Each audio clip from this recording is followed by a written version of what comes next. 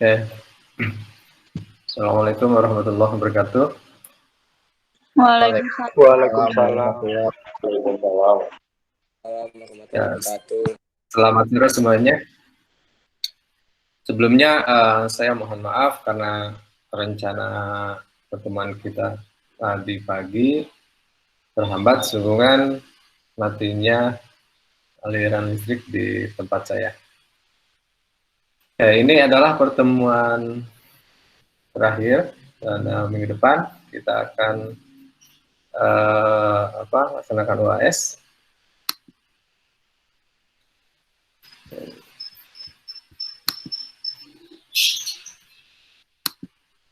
Bentar.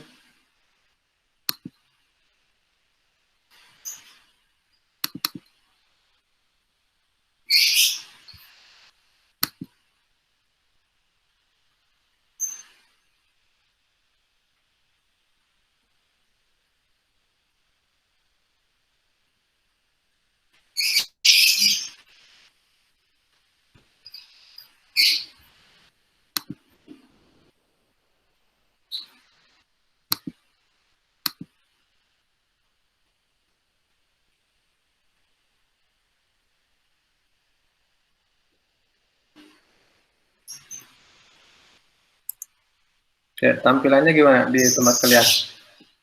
Terlihat, Pak. Tampilan presentasinya. Kelihatan? Terlihat, Pak.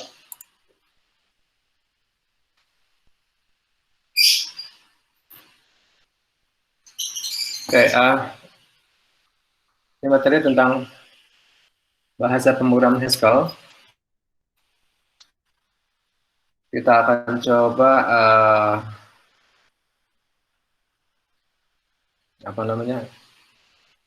lihat sampai sejauh mana Haskell bisa kita manfaatkan untuk pembuatan aplikasi. Ya, bukan nakut-nakutin, sepengalaman saya Haskell itu merupakan salah satu bahasa pemrograman yang cukup lumayan rumit ya, untuk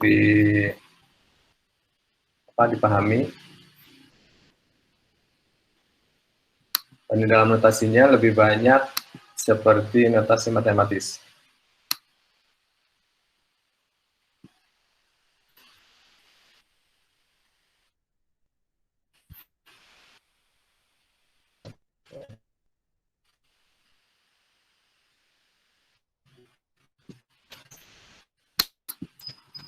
Nah, Haskell ini dikatakan sebagai bahasa pemrograman yang purely fungsional. Jadi yang menganut penerapan pure function.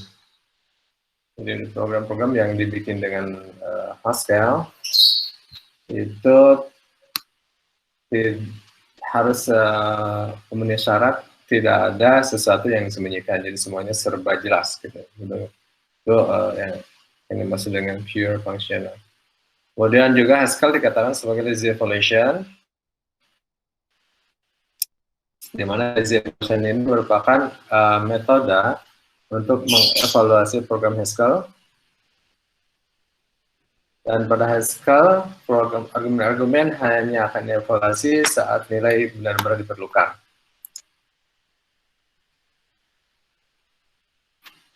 Nah, fungsi pada Haskell itu berbasis fungsi matematis, ya. Jadi sederhana kita belajar matematik.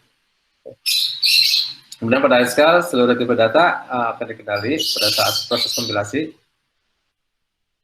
Nah, uniknya Haskell ini ada dua model ya. Kita bisa menggunakan compiler, jadi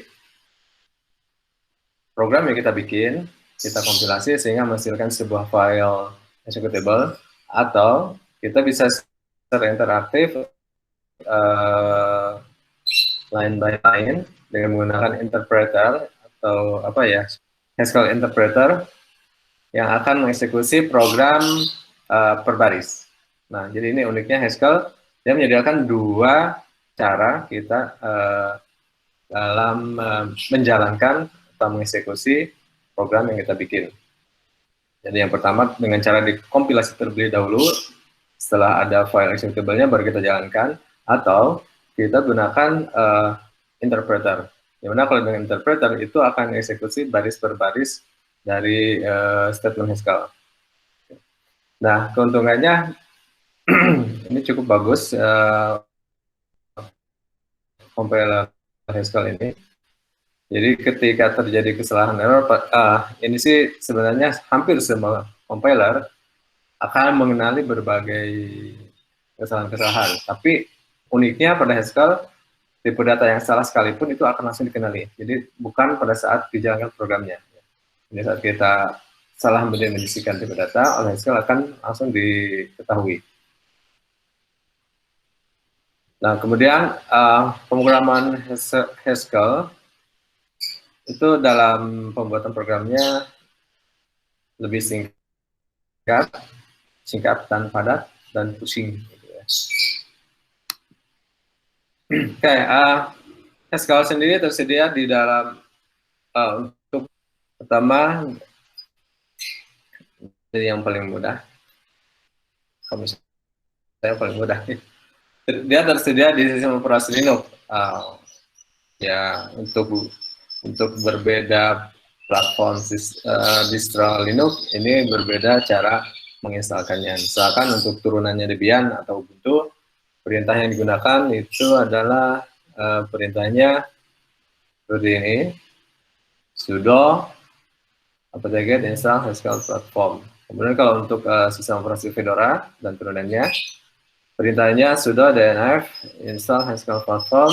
Kemudian untuk sistem operasi Red Hat dan mungkin CentOS ya, dia menggunakan perintahnya sudo yum install Haskell platform. Ini kalau kalian punya sistem operasi Linux, ini perintah cara menginstalkan si Haskell-nya, Haskell compiler dan ataupun interpreter. Nah, kemudian kalau untuk sistem operasi macOS, perintahnya seperti ini, ya, dengan perintah cwrl double dash dash dash proto, kemudian sama dengan https, tlsv 12 dan seterusnya. Nah, untuk dua sistem operasi ini saat saya coba instalkan ini tidak ada kejadian-kejadian yang perlu dikhawatirkan, jadi lancar-lancar saja. Memang saat saya mencoba untuk instalasi di Windows, ini ada saat ini sedang ada kesalahan yang perlu diperbaiki oleh si developernya. Ya, dengan Windows atau pada sistem operasi Windows, untuk menginstal Haskell kita perlu namanya software packager, yaitu Chocolate. Jadi di awal sebelum kita bisa menginstalkan Haskell, kita harus menginstal terlebih dahulu software namanya Chocolate. Kemudian baru setelah itu dari Chocolate kita instalkan si Haskell-nya. Jadi si Chocolate ini dia punya server yang menyediakan software-software untuk diinstalkan dengan packager ini, dengan install packager ini. Diperintahkan seperti ini, choco install haskell-dev. Kemudian refresh env. Cuman sayangnya untuk saat ini, untuk versi yang sekarang, perintah ini menghasilkan error. Jadi saya sudah mencoba menginstalkan di dua komputer yang berbeda, hasilnya sama, ya, hasilnya error. Nah, kalau untuk Linux dan juga macOS ini lancar. Saat ini saya akan menggunakan versi macOS ya. Saya pakai macOS versinya masih versi lawas ini ya, Kapitan. Oke, kemudian pada program yang kita buat, kita bisa bebas membuatnya menggunakan berbagai text editor, ya. Yang paling ekstrim ya kita pakai text editornya misalkan Notepad, atau kalau di macOS kita pakai V dan sebagainya. Nah, sebenarnya sih si Visual Studio dia sudah menyediakan juga plugin atau ekstensi untuk Haskell. Jadi kalau kalian yang ingin menggunakan Visual Studio Code ya yang dari Microsoft. Itu saya kira cukup bagus, cuman sayangnya di MacBook yang saya gunakan saat ini tidak menggunakan Visual Studio. Saya akan menggunakan cara yang ekstrim dengan melalui fasilitas atau software VI. Oke, pada program yang kita bikin dengan Haskell, kita simpan setelah programnya dibikin dengan nama file bebas, terakhir diikuti dengan ekstensi .hs ya, .hs. Misalkan sebagai contoh, saya buat sebuah program Haskell, kemudian saya simpan dengan nama file latihan Haskell.hs. Okay. Nah, kemudian untuk proses kompilasinya, compiler Haskell setelah kita sukses menginstalkannya, itu ada satu file namanya GHC. Ya. Itu file compilernya GHC. Nah, kemudian perintah kompilasinya setelah GHC diikuti dengan bisa langsung kita ketikkan apa nama programnya. Ya, misalkan kalau tadi latihan das Haskell, berarti di sini latihan das Haskell. Atau bisa kita lengkapi juga dengan opsinya, ya. Ini yang cukup panjang. Ya, saya means O2, kemudian min make. Misalkan ini nama file Haskell-nya, min O kecil, kemudian main, C, dan seterusnya.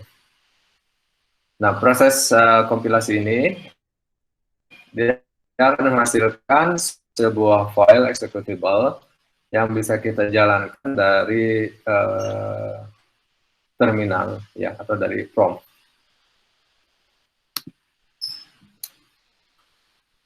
Nah, pada Haskell struktur programnya itu cukup simple ya, seperti halnya pada C ya, bahasa C atau mungkin bahasa pemrograman lain pun sama, biasanya untuk blok program ya. Pada Haskell itu diawali dengan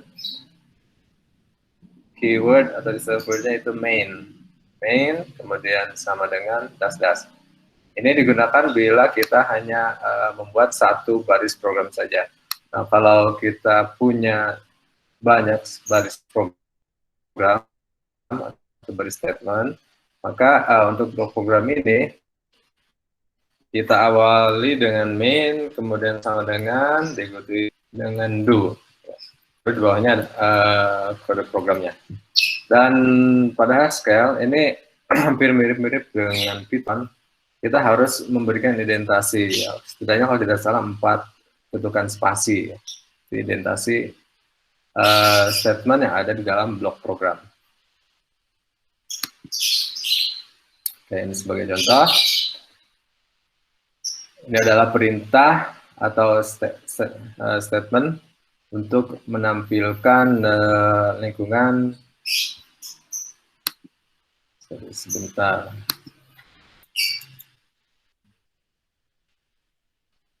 Ini untuk menampilkan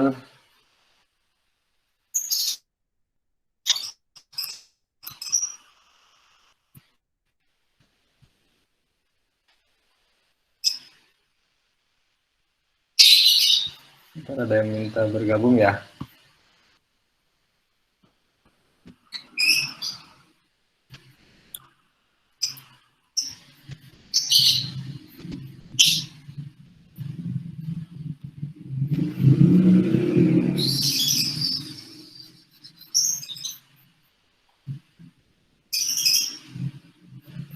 Maaf, ini nggak kelihatan yang minta bergabung. Oke.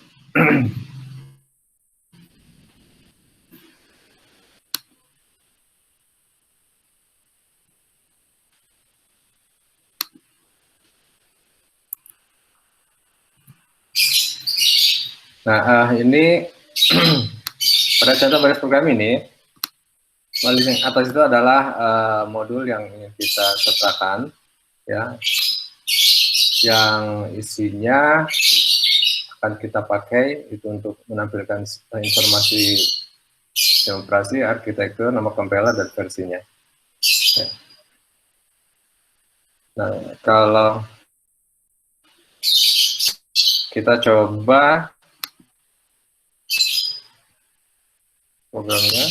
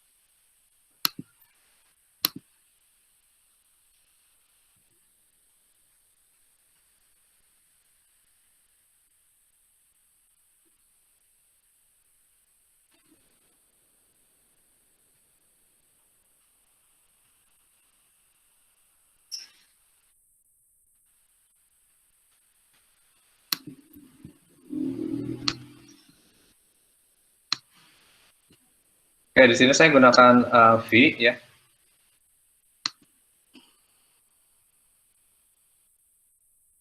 Bisa dulu.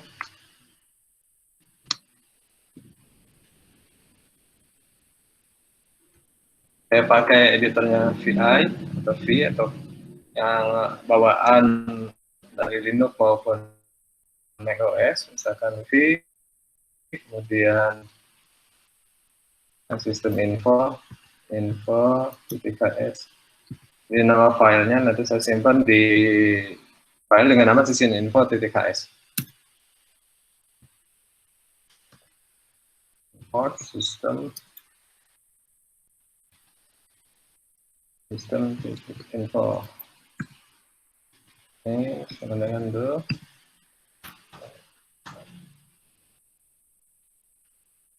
OS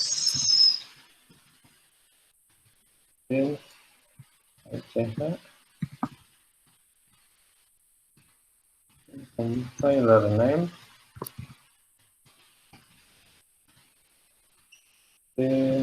compiler version. Ya, saya simpan.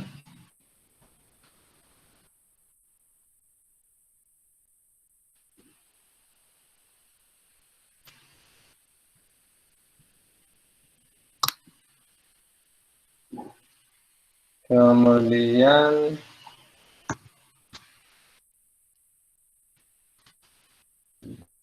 tidak berubah ya tampilan.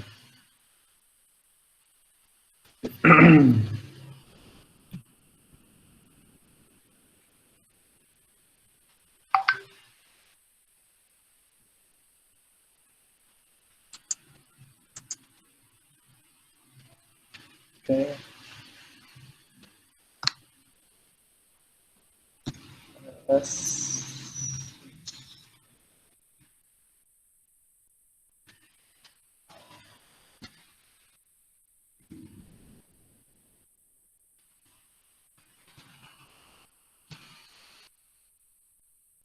Ini sekarang file seperti ini.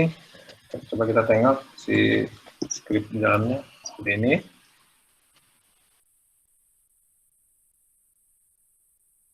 Nah, sekarang kita coba compile si programnya.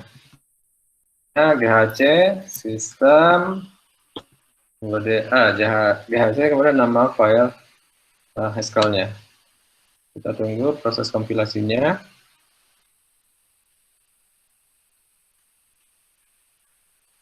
Oke, di sini kalau tidak ada kesalahan atau error, informasinya adalah compiling main linking system info. Itu seperti itu. Ini artinya tidak ada kesalahan selama proses kompilasi dan program yang kita bikin sudah betul. Kita cek filenya saja yang ada sekarang. Nah,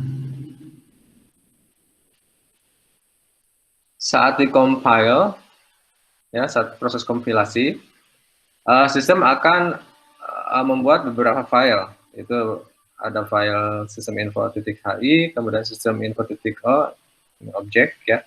Kemudian file executable, system-info. Ini adalah file executable-nya.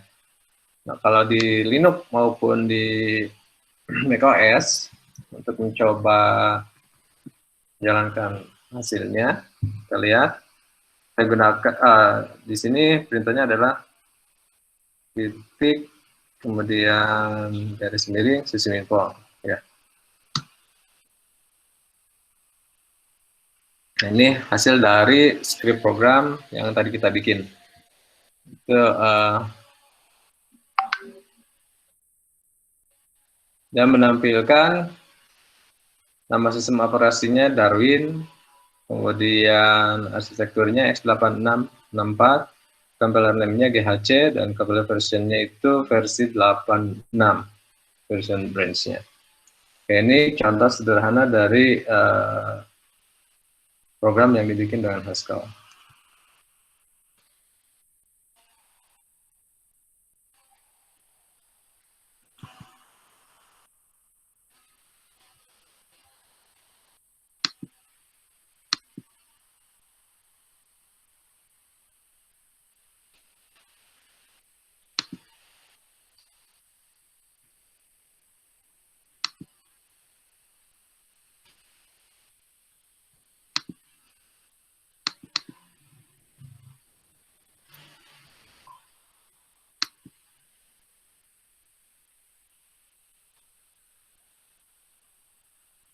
Oke, kemudian tipe data apa saja yang di support oleh Haskell? Nah, di sini ada 6 tipe data yang di support oleh Haskell ya.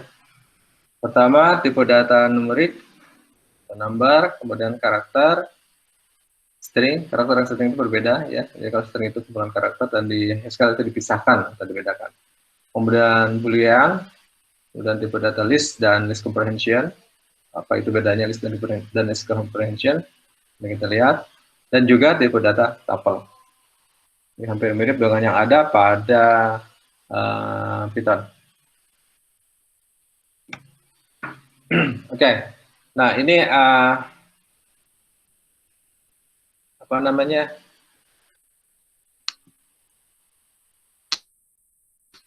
Data yang dimiliki atau yang disupport oleh Haskell ya. Yang pertama ada tipe data number.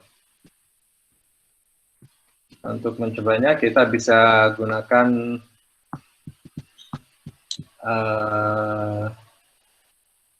apa namanya tuh, interpreternya si Haskell. Kalau tadi compilernya itu GHC, nah kalau interpreter namanya GHCI. Coba kita lihat dulu bagaimana cara menggunakan GHC. Bentar.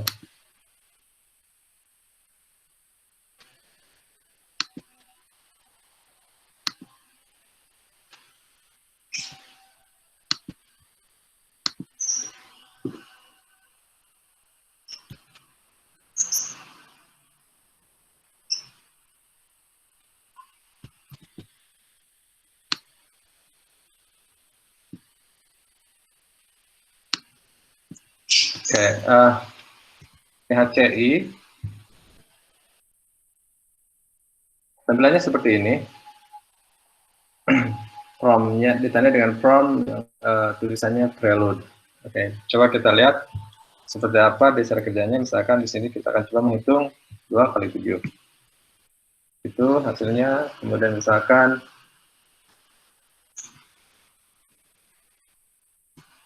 ini hasilnya. Kemudian akan berbeda dengan perintah di misalnya. Kemudian 35 bagi 4. Nah, ini berbeda. Apa sih perbedaannya? Oke. Kalian bisa lihat sendiri kalau dengan perintah div itu akan dibulatkan. Ya, dibulatkan ke bawah. Oke, ini print tipe data number yang disupport oleh Haskell.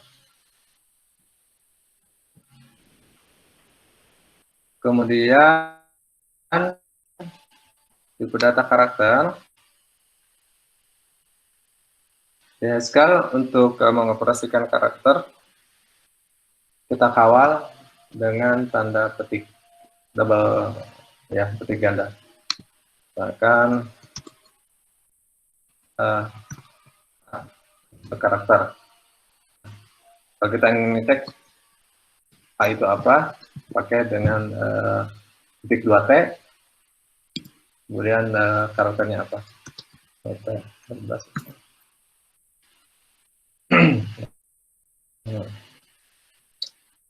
Kemudian kalau kita ingin ngecek itu apa, untuk ngecek misalkan A tanpa titik ganda, apakah diterima atau tidak oleh Haskell. Nah, ini secara otomatis karena dia tidak berada dalam titik ganda itu dinyatakan sebagai error, ya. Jadi di Haskell kita harus secara tepat, dia sangat strict untuk tipe data. Jadi kalau yang tidak menggunakan titik ganda itu harus bilangan, ya, gitu. Kemudian tipe data yang lainnya ada string. Kalau string berarti kumpulan karakter, ya.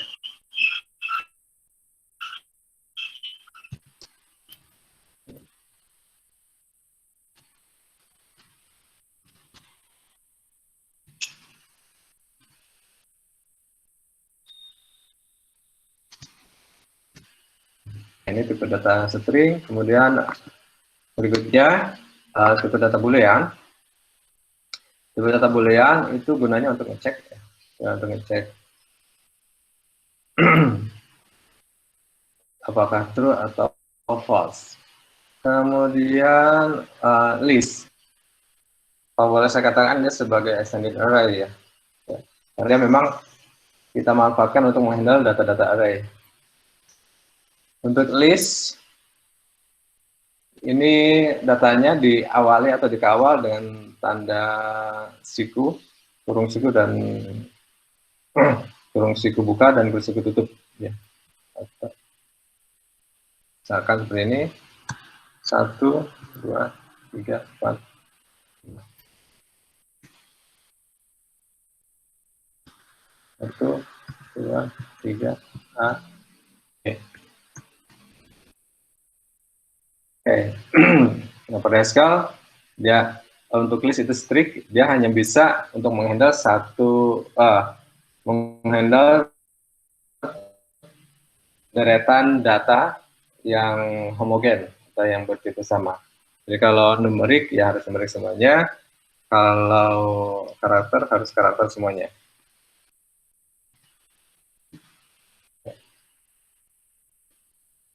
Jadi kalau list tidak bisa untuk pasangan. Maksud saya tidak bisa untuk yang heterogen tipe data. Jadi ya hanya untuk yang homogen. Kemudian ada list comprehension. Uniknya di di Haskell ini kita bisa membuat sebuah list dengan memanfaatkan ekspresi rumus matematis, ya. Ini uniknya di dalam Haskell yang saya kira tidak ada di bahasa pemrograman yang lain. Misalkan di sini kita akan coba membuat deret angka atau deret data yang merupakan hasil dari perhitungan rumus X kuadrat, ya, di mana X-nya itu adalah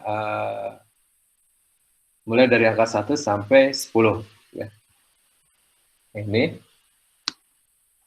adalah perintah, ada statement pada Haskell untuk membuat list yang isinya adalah bilangan hasil dari rumus dari X kuadrat, ya. Kita coba sini. X 2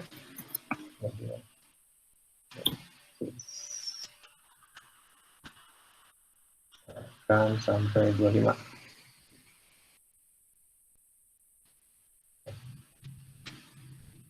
Nah,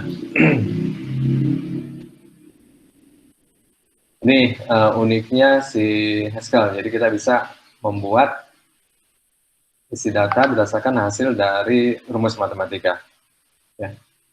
Kalau kalian jago matematika, ya udah, ini akan sangat bermanfaat dan memudahkan sekali. Ya. Nah, ini bedanya list dengan list comprehension. Jadi di Haskell itu sekali lagi ada satu fitur namanya list comprehension yang bisa digunakan untuk membuat list data dengan memanfaatkan rumus matematika. Kemudian tipe data lainnya adalah tuple. Nah, ini bedanya tuple dengan list. Ini sama-sama array, ya. Cuman kalau tuple datanya bisa heterogen. Cara sintaksisnya dia menggunakan tanda dalam kurung buku, kurung buka dan kurung tutup, ya. Di tuple itu adalah array yang tipe datanya heterogen, berbeda-beda. Sekarang di sini saya coba ada number dan numerik, kemudian ada karakter, kemudian kita tambahkan dengan string juga, hello world misalkan ya.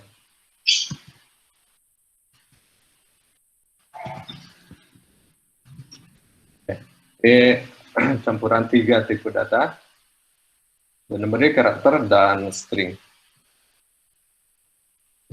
Nah, seperti ini. Kemudian data numerik yang bisa disupport tidak hanya integer, tapi juga bisa yang floating atau yang desimal.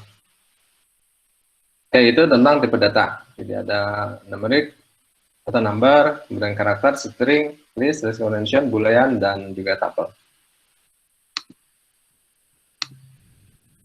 Nah, untuk operasi matematika, untuk aritmetik ya ada plus, minus, kali, dan bagi. Kemudian sequence itu range ya, range angka dari sekian sampai sekian. Kemudian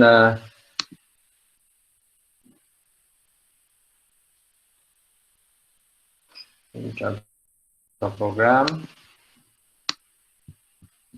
coba kita execute. Program ini kalau ada mainnya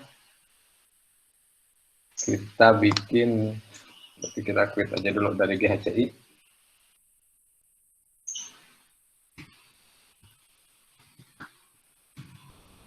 Kita coba bikin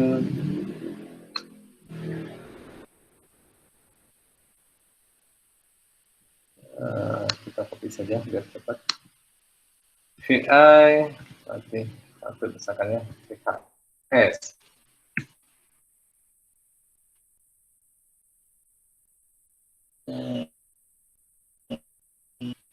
Nah, ini programnya, contoh program dengan Haskell. Ini adalah satu blok program. Yang pertama ini definisi variabel. Jadi diawali dengan let. Ini hampir mirip dengan bahasa basic kalau seperti ini ya.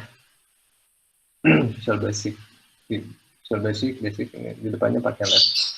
Let var 1 sama dengan 2, kemudian let var 2 sama dengan 3. Kemudian ada perintah put strlen, ini berarti akan mencetak string, line itu line feed. Jadi setelah mencetak string ini, pointer mouse langsung otomatis ke bawah. Nah, kalau print ini akan mencetak ke layar hasil dari perhitungannya. Oke, coba kita lihat terus program ini.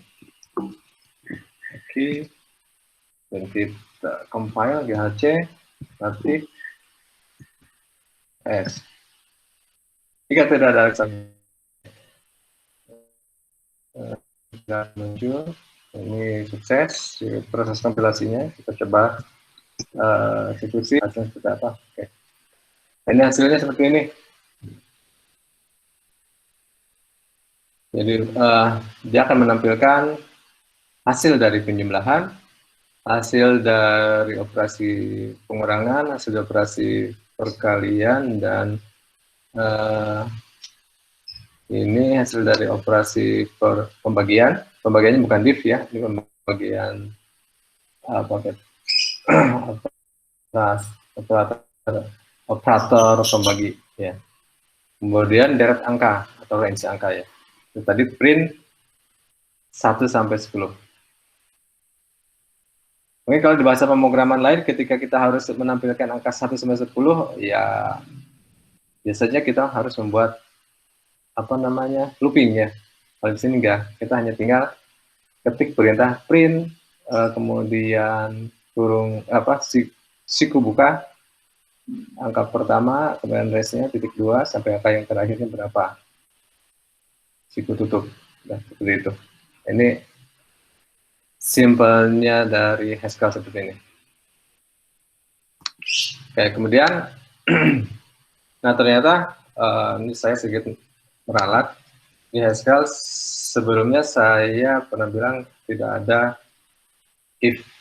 Ya, ternyata di Haskell ada if atau decision making. Dan dua cara penggunaan decision makingnya itu adalah yang normal atau if else ya, if then else, kemudian nested if else statement. Bisa ada nestednya juga.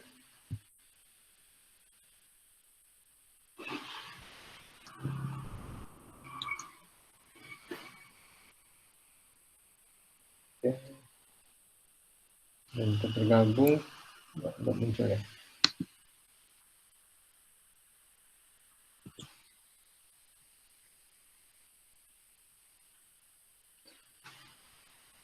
Nah, ini contoh penggunaan if-nya.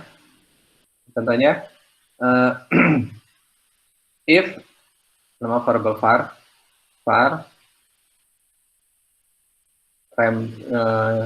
remark ya, rem 2 sama dengan 0, then put asterisk nama receiver, else put asterisk nama is odd. Jadi ini adalah untuk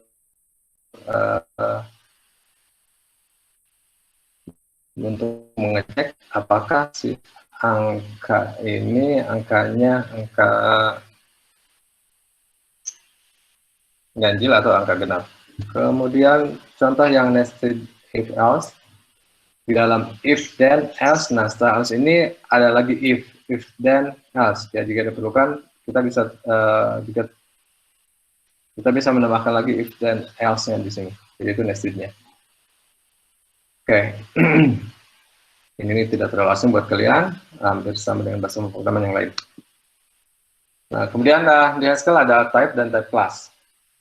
Pada Haskell pemrograman dengan tipe data yang strict dan tegas, dan dia memiliki dua type dan type class. Pertama yang built-in dan yang kedua yang kita bisa custom.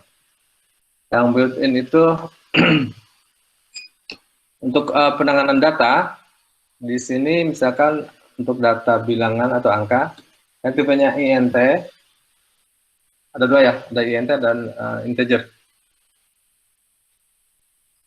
Int ini adalah tipe data bertipe integer, cuman dia dibatasi range-nya. Itu dari angka berapa ini? 2 triliun ya. Nah, ini dibatasi range-nya dari 2147483 sampai ya, mungkin kebalik ya, dari minus 2147436 sampai angka ini. Kemudian kalau yang integer ini adalah superset dari int, angkanya itu tidak dibatasi. Ya, angkanya tidak dibatasi. Kemudian kalau float ini untuk data yang bertipe bilangan desimal ya, tanpa dibatasi jumlah angka di belakang desimalnya, belakang tanda desimalnya. Dan kalau double ini untuk angka desimal cuma dibatasi berapa jumlah angka di belakang desimalnya. Dan bold itu untuk boolean, char ini adalah untuk karakter. Jadi ini inbuilt type class.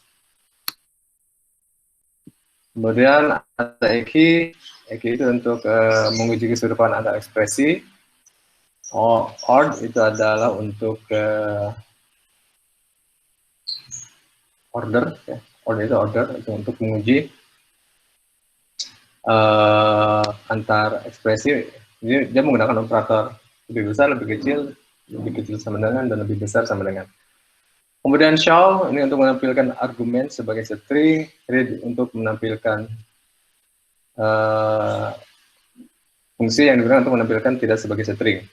Kemudian ada enum untuk accessor dan seterusnya. Ini kalian bisa lihat sendiri nanti ya. Ada enum, ada integral dan floating.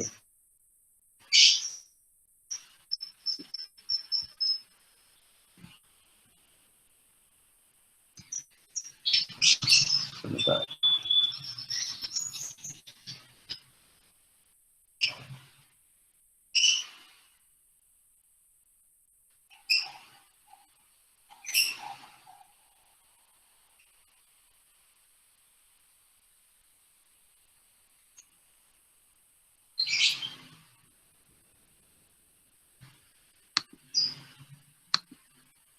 Kemudian untuk type class ini biasanya adalah modifikasi atau mungkin ada ketidakpuasan dengan type class built-in. Saya yakin pasti suatu saat akan ada. Sebagai contoh ini kita mencoba membuat sebuah type class untuk menghitung luas lingkaran.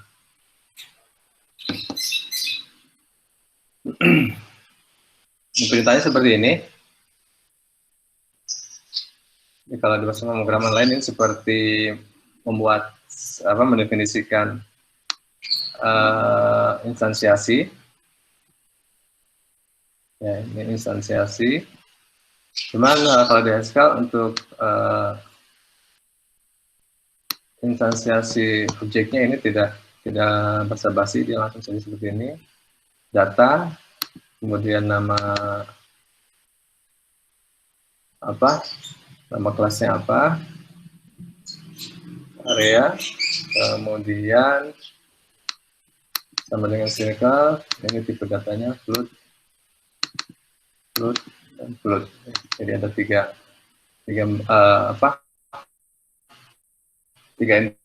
inputan data. Dan surface titik dua, area, dan float. Surface, circle, das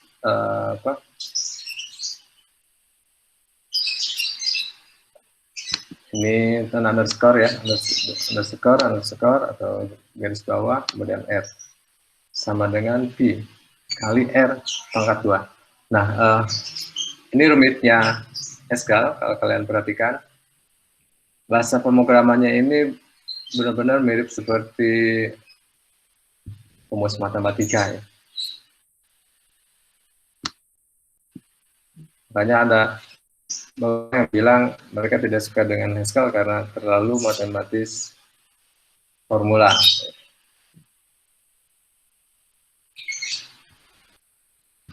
Program ini kalau misalkan kita coba bikin ya, area, sangat area titik HS. Data area float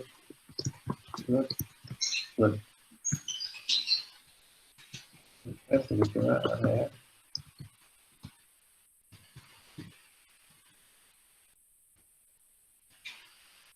surface circle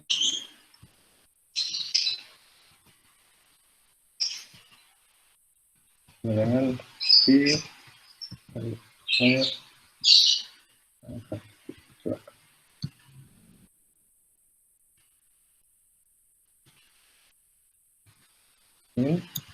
ini print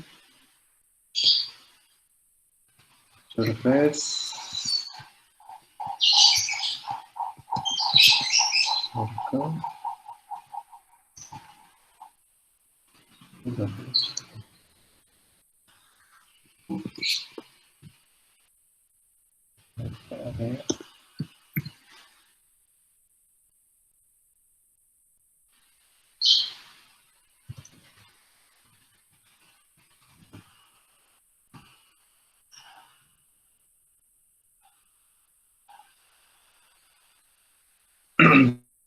Oke, ini contoh untuk menghitung atau contoh pembuatan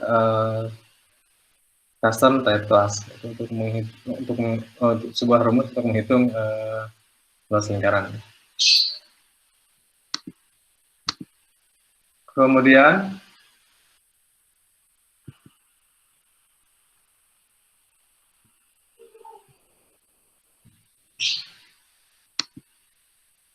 pada Haskell untuk pembuatan fungsi,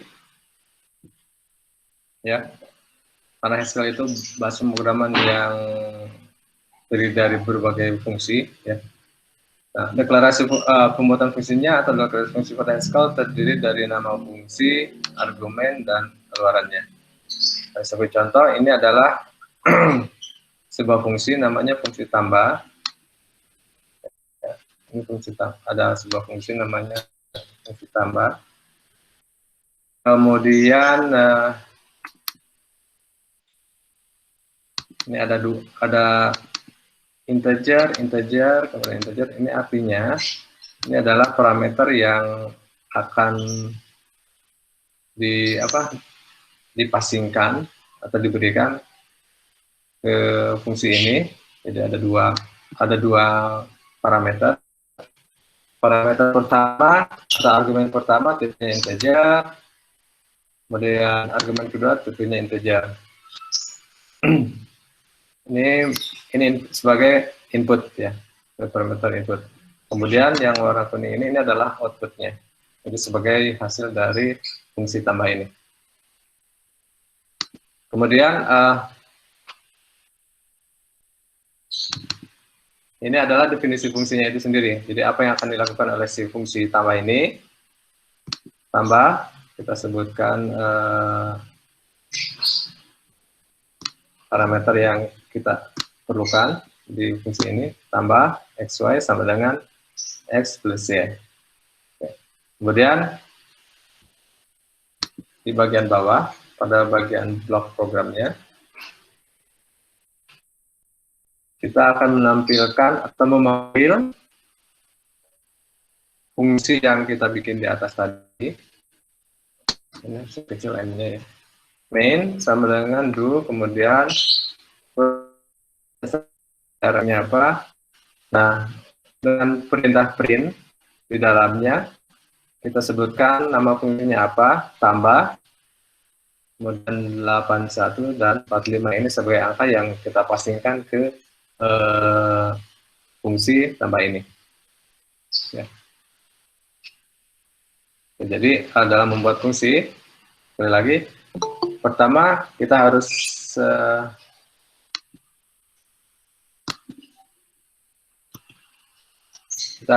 mendeklarasikan dulu nama fungsinya apa, ya. Ada fungsi tambah, nama fungsi tambah, kemudian data inputnya apa saja, dan ini adalah outputnya.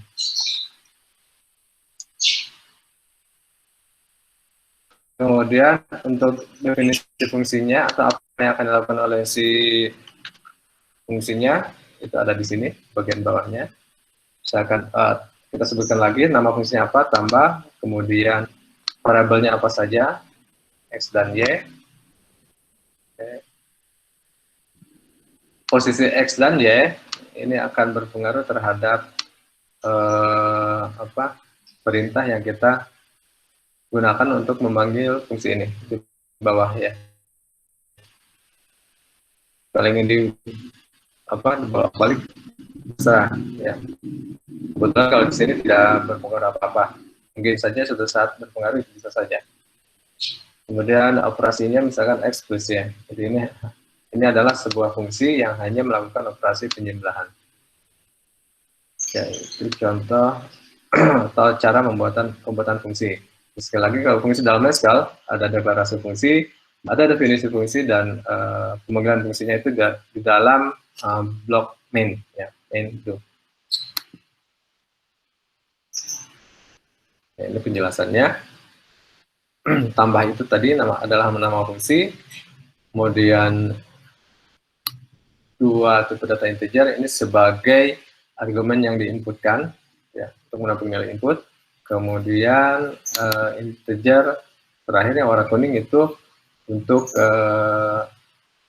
outputnya atau keluaran dari fungsi. Di sini fungsi harus selalu mengeluarkan output. Kemudian tentang argumen masukan atau untuk tipe data yang masuk, sebenarnya tidak dibatasi, 1 juga boleh, 2 boleh, 3 boleh, dan seterusnya, sesuai dengan kebutuhan. Kemudian output pun sama. Apakah outputnya hanya 1 angka saja atau 2, itu bisa.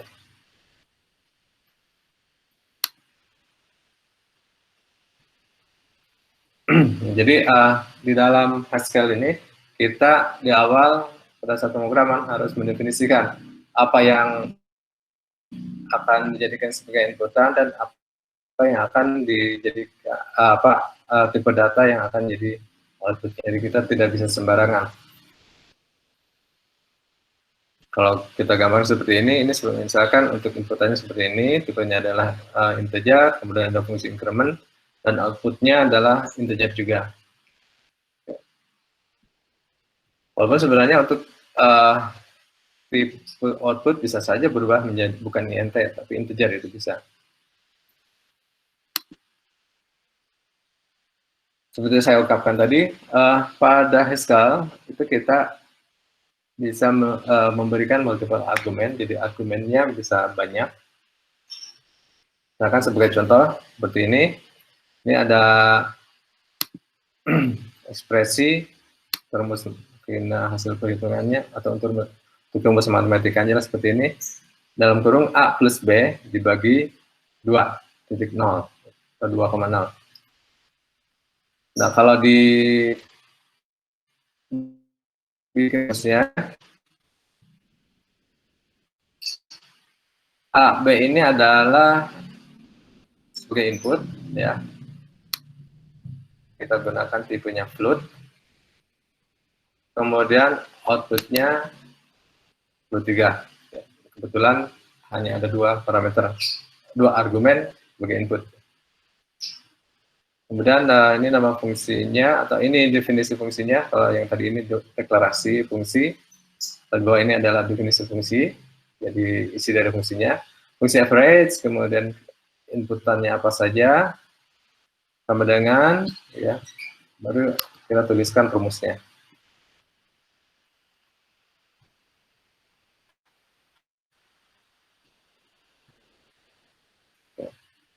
Itu multi argumen. Kemudian di Haskell juga ada pattern matching. Ini adalah cara untuk mencocokkan suatu tipe ekspresi di mana teknik ini dapat diterapkan pada beberapa tipe kelas. Dan pattern matching dapat dikatakan juga sebagai sebuah varian dinamik polimorfisme, ya. Jadi pemanfaatan konsep polimorfisme secara tidak langsung di dalam Haskell. Haskell ini malu-malu kucing, ya, object orientednya, di mana saat yang berbeda dapat eksekusi itu argumen yang diberikan. Kita bisa mencocokkan atau memeriksa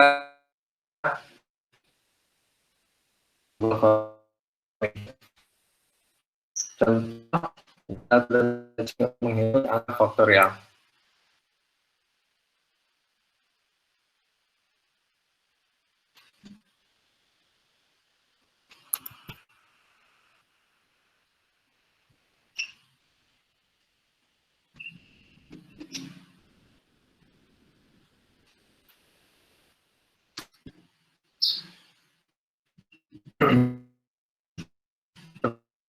Hubung. Halo?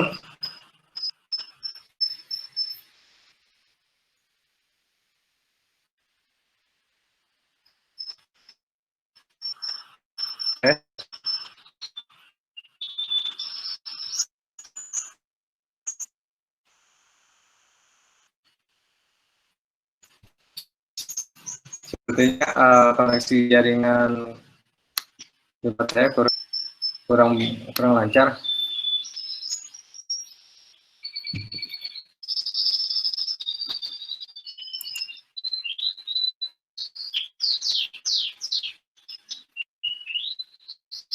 Saya masih kedengeran nggak?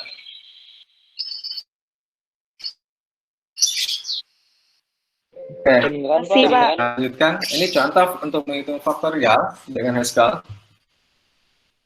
Ya, di atas paling atas itu ini adalah nama fungsinya misalnya untuk faktorial. Anda klik dua ini ya, tidak usah diperdebatkan. Ini untuk memisahkan nama fungsi dengan argumennya. Ini adalah apa? Sintaksis pada Haskell untuk memisahkan nama fungsi dengan argumennya.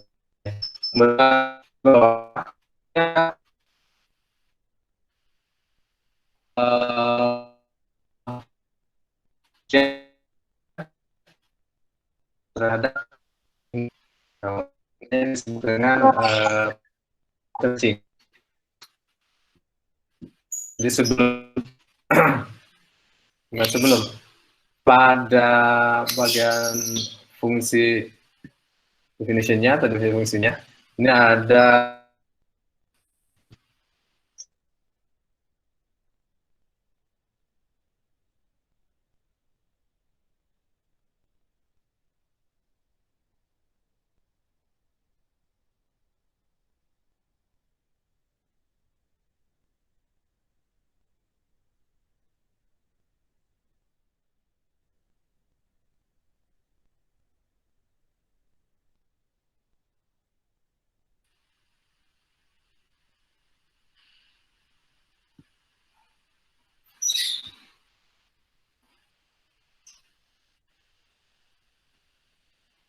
halo, koneksi saya terputus ya?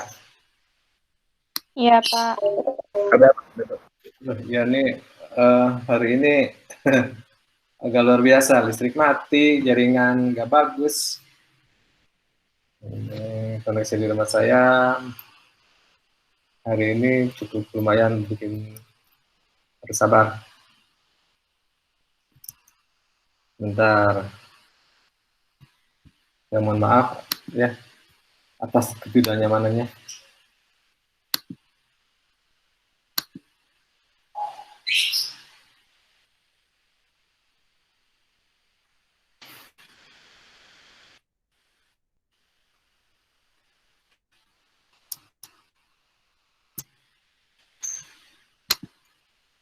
Oke, saya ulangi. Jadi untuk pembuatan fungsi pada Haskell, ini cara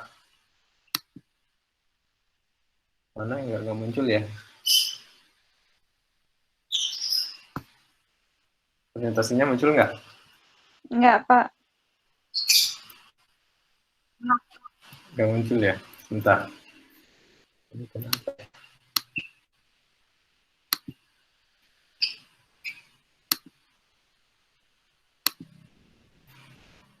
Windows.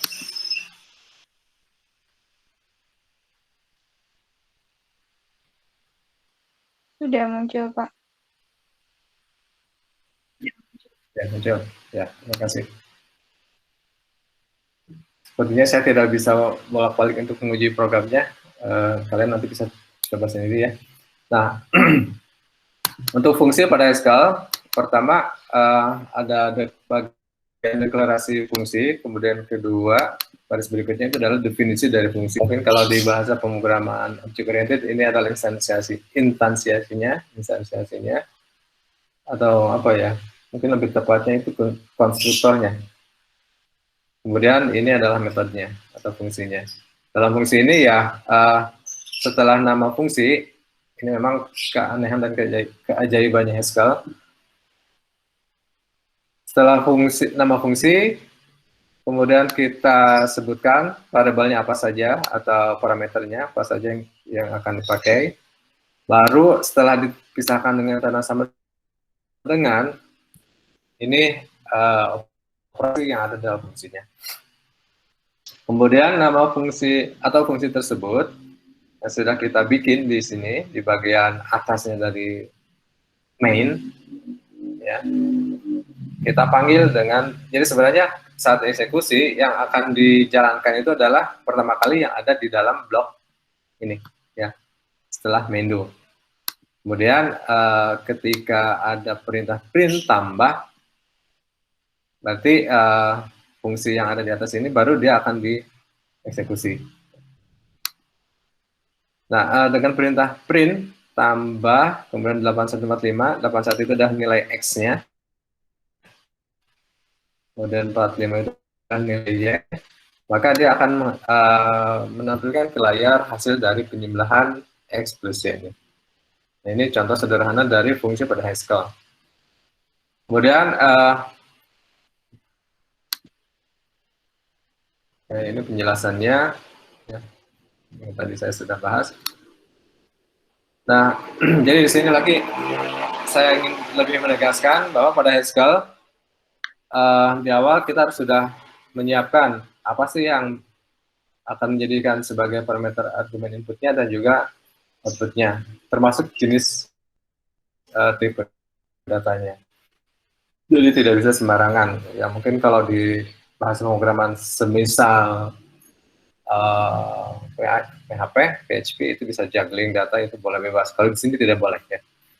Kemudian pada Haskell kita bisa memberikan multiple argumen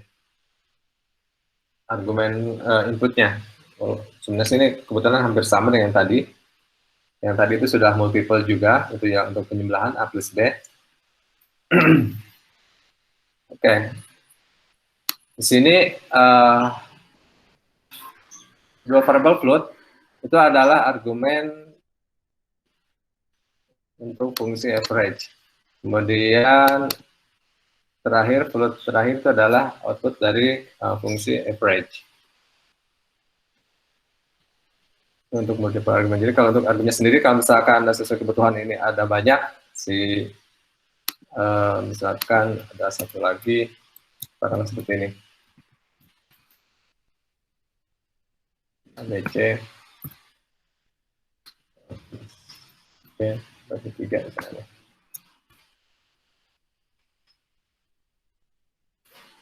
Nah, ini di Haskell ya, boleh kita lakukan operasi seperti ini. Ini contoh dari multiple argumen pada Haskell. Kemudian juga di Haskell ini kita bisa istilahnya memfilter atau apa ya, memilih mana yang tepat sesuai dengan inputannya. Misalkan ini sini namanya pattern matching. Itu proses mencocokkan suatu tipe ekspresi di mana teknik ini dapat diterapkan pada beberapa tipe kelas. Pattern matching dapat dikatakan juga sebagai sebuah varian dynamic polymorphism di mana saat runtime metode yang berbeda dapat dieksekusi tergantung argumen yang diberikan. Sebagai contoh, kode program untuk menghitung angka faktorial.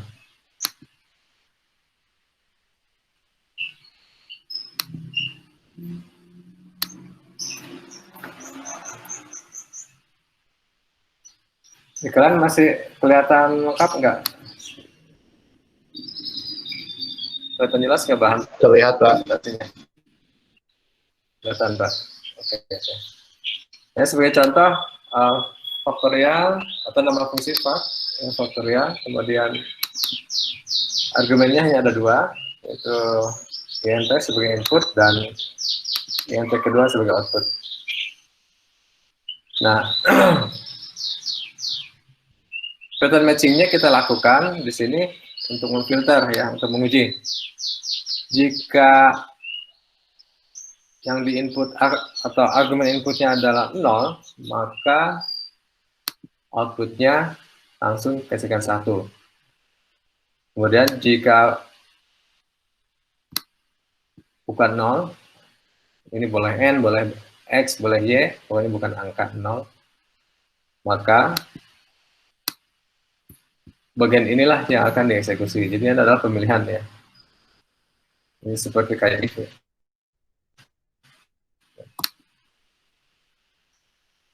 Hitung faktorial, karena di sini faktorial yang akan kita hitungnya adalah 5, maka yang di sini adalah yang bawah. Nah, berbeda kalau misalkan kita di sini kasih angka 0, ya, dia akan mengeksekusinya baris statement yang ini.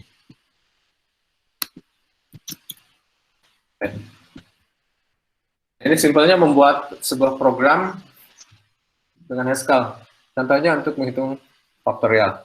Kalau di bahasa pemrograman yang lain mungkin agak panjang ya untuk bikinnya. Contoh faktorial.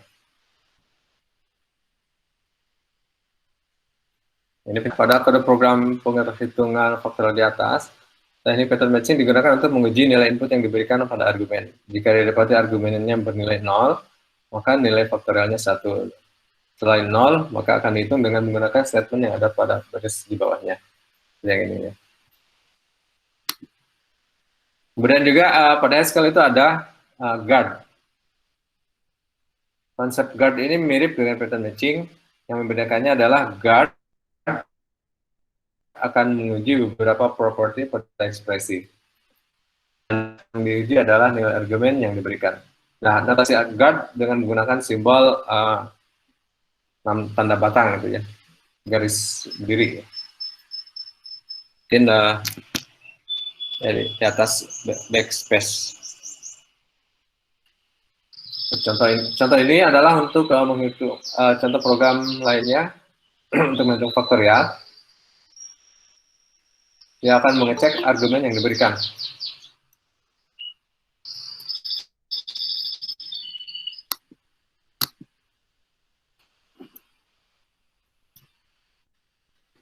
Oke. Kalau tadi pada pattern matching itu contohnya seperti ini. Nah, kalau yang guard, jadi setelah sebentar saya makan biar lengkap.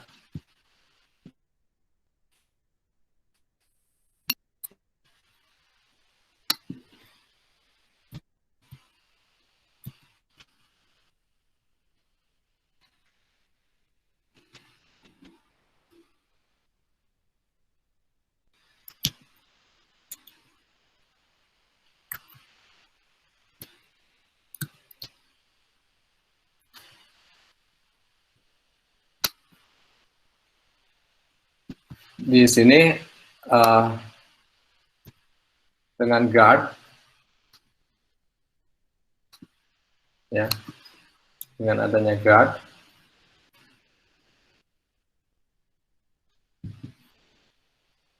setelah nama fungsi, kemudian nama variabelnya apa, variabel argumen, ya, kemudian tanda guard. Ini bisa banyak tanda guard, ya, kayak semacam kayak if, ya, cuman bukan if juga.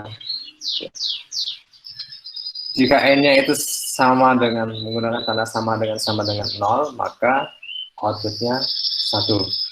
Jika n-nya itu tidak sama dengan 0, pakai backslash ya, backslash sama dengan 0, maka nilainya outputnya itu adalah n kali 4 n min 1. Nah, ini sekaligus sebagai contoh dari hampir sama ya dengan yang ini. Ini contoh dari rekursi. Jadi dalam fungsi memanggil fungsi itu sendiri, itu namanya rekursi. Ya. Ini adalah solusi yang diberikan oleh Haskell karena di Haskell tidak ada pengulangan seperti repeat maupun do while. Jadi caranya dengan menggunakan teknik rekursi. Fungsi dipanggil oleh fungsi lagi. Jadi di dalam fungsi ada memanggil fungsi, itu rekursi.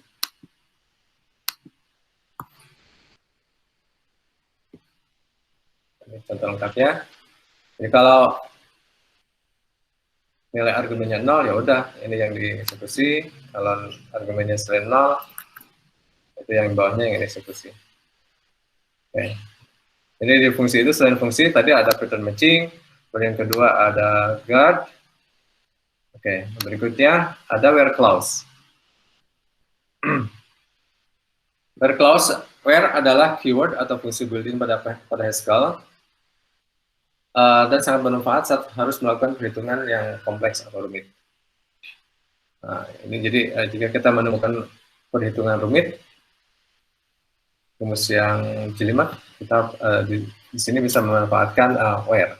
Jika program yang akan dibuat memiliki multiple parameter, sebaiknya ekspresinya dibuat ke dalam bagian-bagian yang lebih kecil dengan menggunakan clause where. Ini sebagai contoh, program untuk menghitung akar x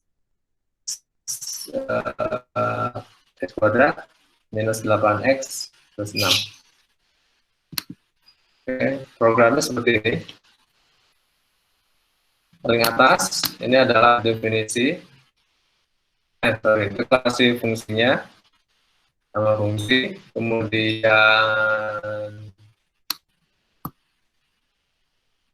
argumennya, argumen input,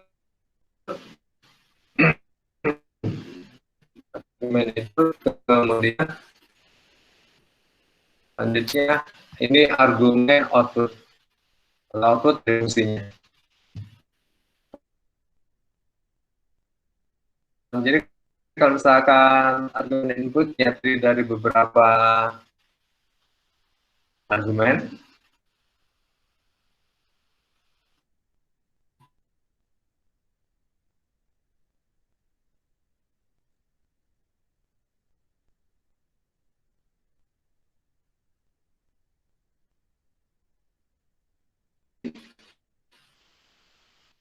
kita sebutkan apa saja argumennya, kemudian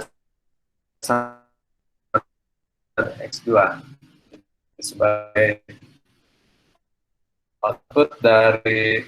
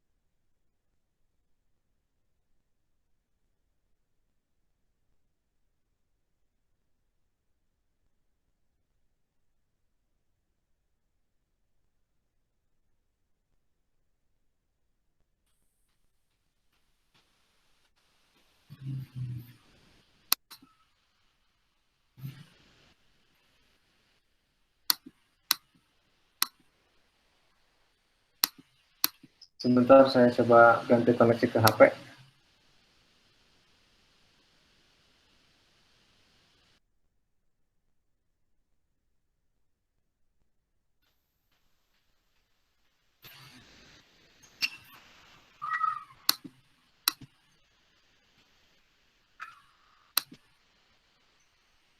Halo, tes. Apakah suara saya sudah kedengaran? Terdengar, Pak. Ya, maaf ini koneksi internet IndiHome di rumah saya hari ini lagi ngadat. Saya coba ganti dengan koneksi handphone, mudah-mudahan kuotanya tidak habis nih. Kita agak terganggu juga nih. Kita lanjut aja ya. Mudah-mudahan ini nggak putus lagi.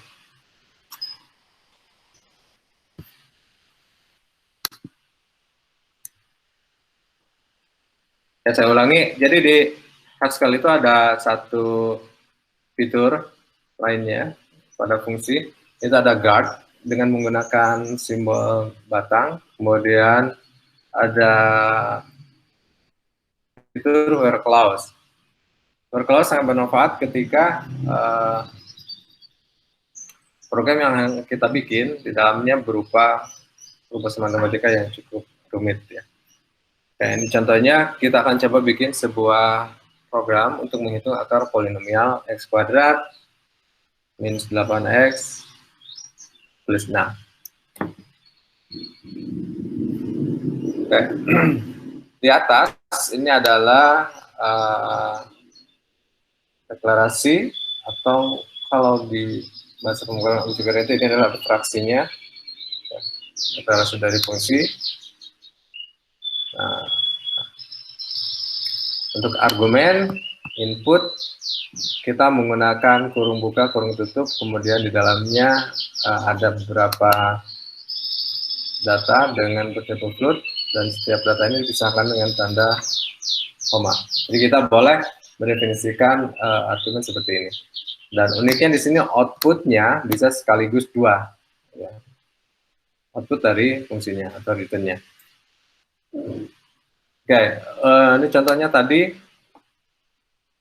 Jadi untuk menghitung polinomial, inputnya itu adalah ABC, ya ABC, dan outputnya adalah X1 dan X2, di mana X1 itu hasil dari perhitungan E plus SQRT itu fungsi yang built-in ya, internal. SQRT atau akar pangkat dari D ya, dibagi 2 kali A. SQRT square root ya. Square root. Kemudian X2-nya adalah E minus SQRT D bagi 2 kali A.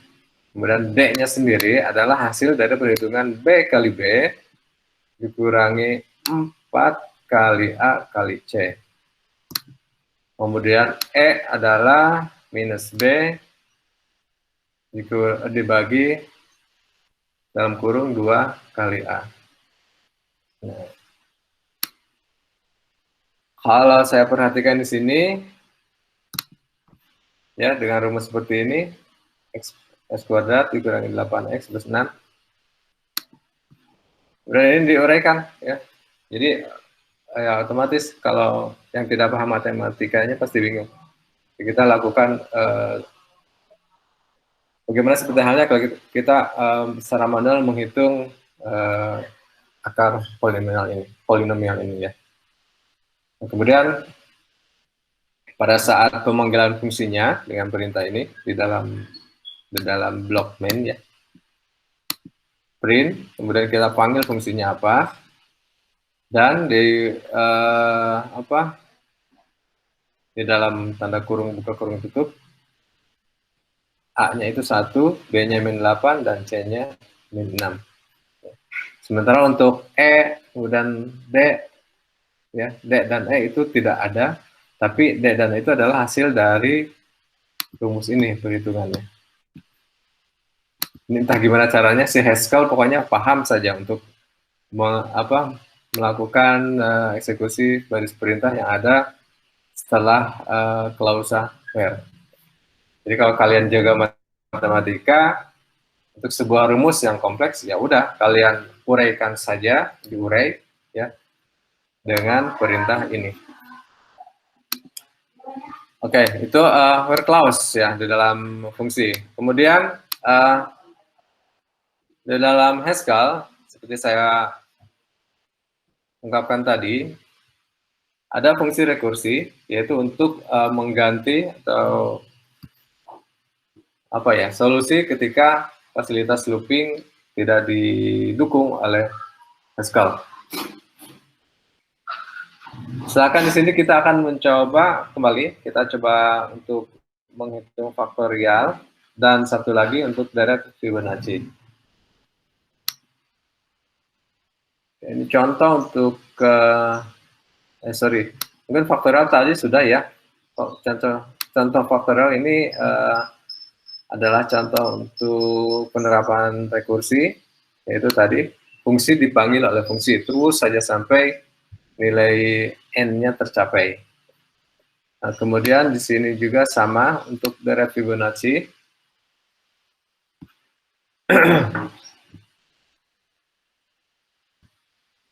Fibonacci ini direct angka yang akan menghitung berdasarkan rumus ini, ya. Jadi dalam fungsi memanggil fungsi lagi, bahkan ini sampai 2 kali fungsinya dipanggil. Ya. Kemudian selain cara seperti ini juga bisa menggunakan guard. Ya.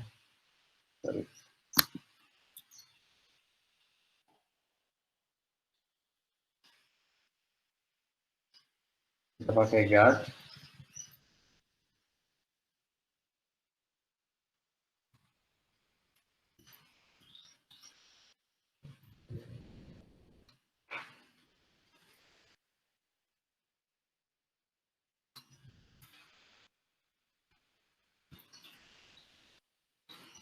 Nah, kalau pakai guard, pertama kita uji jika inputannya 0, maka outputnya 0. Kemudian jika 1, outputnya 1. Jika bukan 0, maka outputnya adalah seperti ini, menggunakan rumus ya. Dan jika bukan 1 pun sama. Oke, ini contoh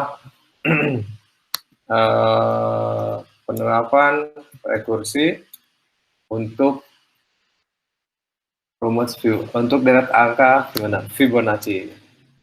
Oke. Cukup ajaib ya programnya dengan Haskell. Kok bisa gitu, misalkan seperti ini, hasilnya bisa menghasilkan direct Fibonacci. Kayak itu rekursi. Kemudian di Haskell ada lagi HOF atau High Order Function. Haskell memiliki fitur HOF di mana fungsi digunakan sebagai argumen input dan juga output. Jadi argumen inputnya itu adalah fungsi dan outputnya juga adalah fungsi. Oke, coba kita lihat contohnya. Contohnya adalah import data. Ada dua seperti modul yang kita panggil, itu modul data titik chart dan modul prelude heading map. Ini ada kita membuat sebuah fungsi map. Kita menggunakan argumen berupa fungsi A, ya, dan fungsi B, dan outputnya fungsi A dan fungsi B juga. Ini adalah salah satu contoh program untuk mengubah string dari lowercase menjadi uppercase, atau dari huruf kecil menjadi huruf besar semua.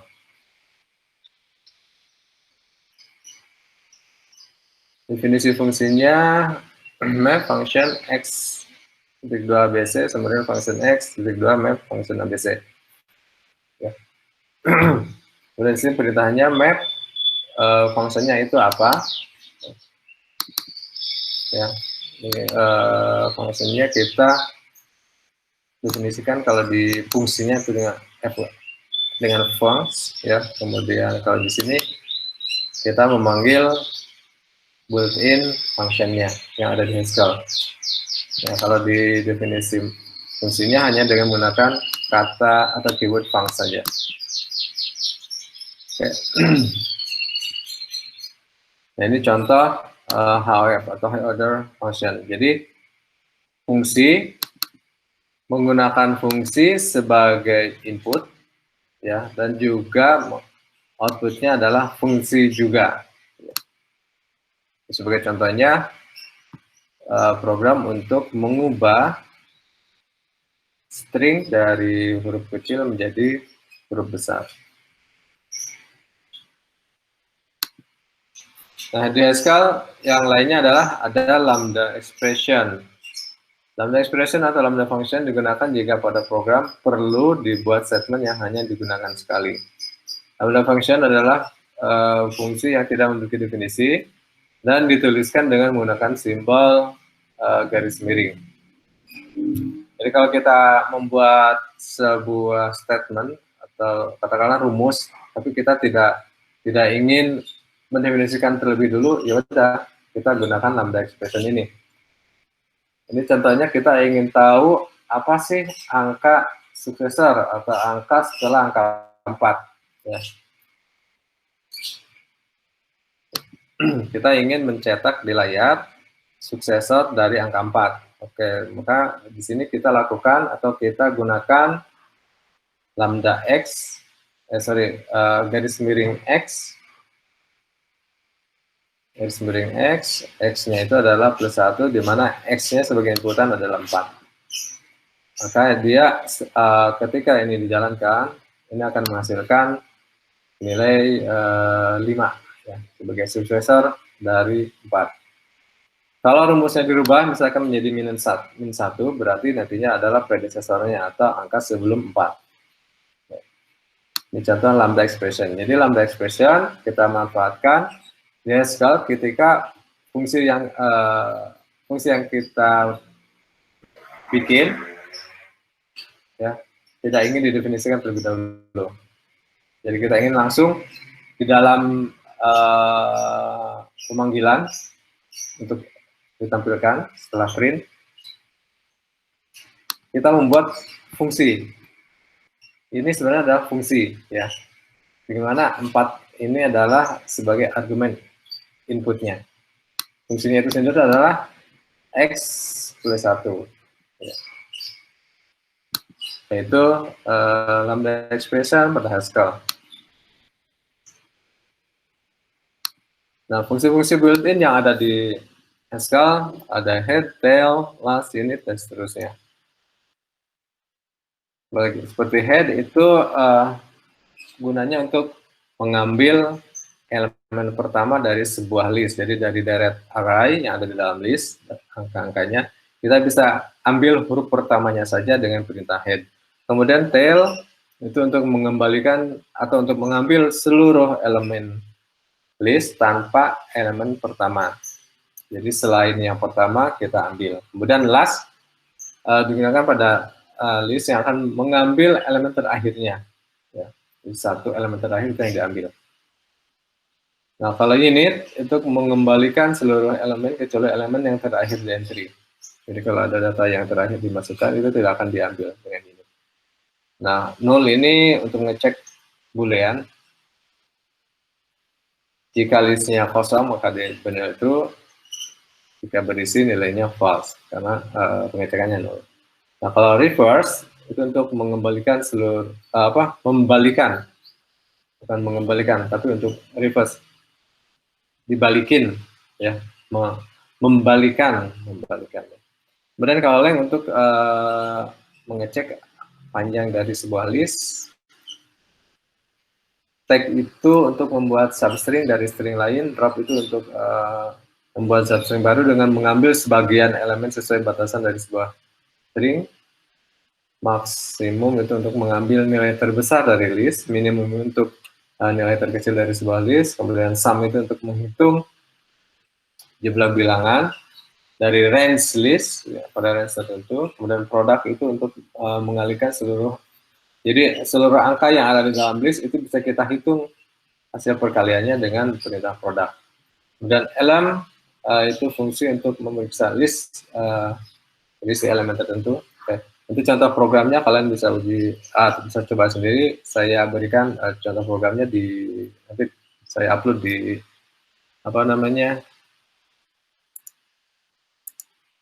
saya upload di live ya.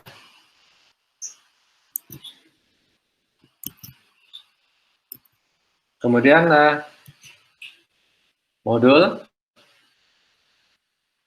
pada hasil dapat sebagai koleksi dari fungsi yang serupa atau berrelasi, dan modul dapat diimport dari satu modul ke modul yang lain. Semua statement import harus dituliskan di awal sebelum definisi function dan modul. Fitur-fitur modul pada Haskell terdiri dari list modul, char modul, map modul, set modul, custom modul. Sebagai contoh untuk list modul, modul list menyediakan fitur untuk bekerja pada tipe data list. Kayak ini sebagai contoh, di Haskell kita ada fasilitas yang cukup memudahkan untuk mengoperasikan array. Ini caranya kita import dulu, import data titik list, kemudian di dalam main blocknya, ini sebagai contoh, kita ingin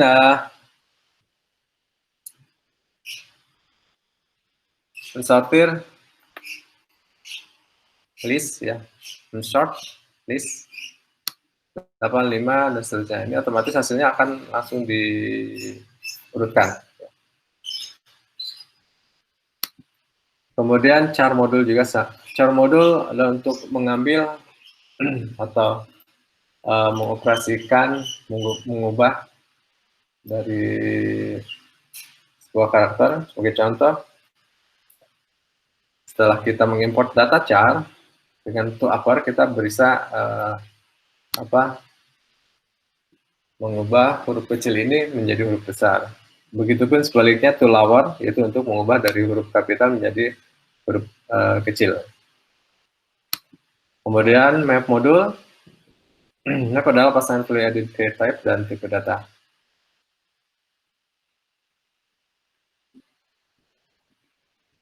Oke, ini contohnya, import data map, qualify data map as map, pakai for GHCI.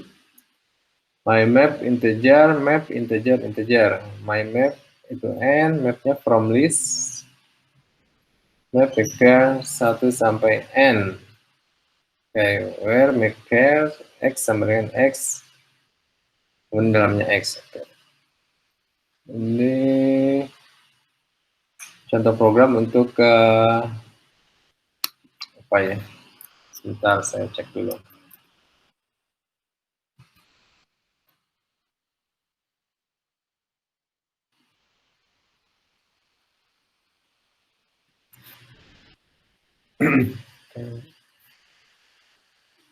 Taruh dulu yang map modul, saya lupa lagi. Kemudian set modul.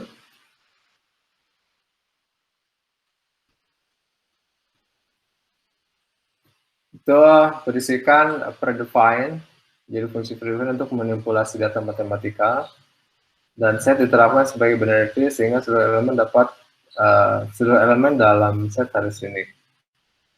Yang contoh programnya, import qualify data titik set, kemudian teks sama dengan teks 1 sama dengan head body, teks 2 setelah is for Haskell.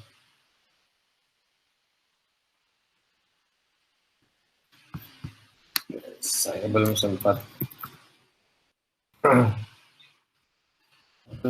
Aku bisa, saya sudah bikin.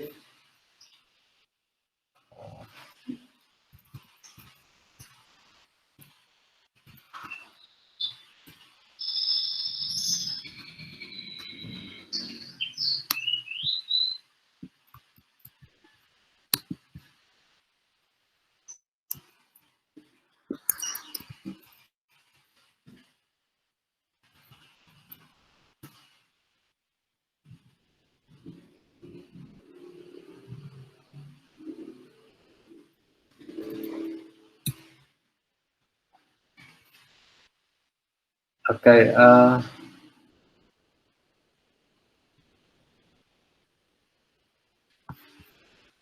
bentar, saya perlihatkan hasilnya.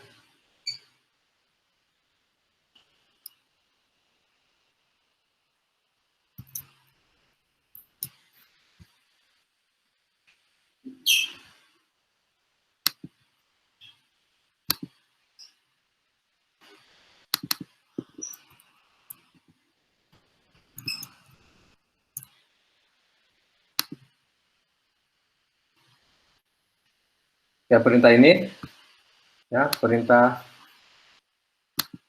set modul. Jadi input teks 1 ketika sudah di set from list text 1, dia menjadi AB DUI. AB DUI. Kemudian yang set 2-nya menjadi H-type. Ini sepertinya untuk melakukan apa ya, kayak semacam diacak gitu ya. Dia pakai, oh iya, dia pakai tree. Jadi dicari yang unik. Oh ya, saya paham. Jadi dengan set modul ini kita bisa mengambil data dari string secara unik. Jadi tidak ada yang double. Misalkan jadi hey buddy, dia hanya akan mengambil H, B, D, E, U, Y. Oke. Kemudian dari teks yang kedua, historical is for Haskell, dia akan hanya mengambil karakter H, T, dan seterusnya. Tidak ada yang sama.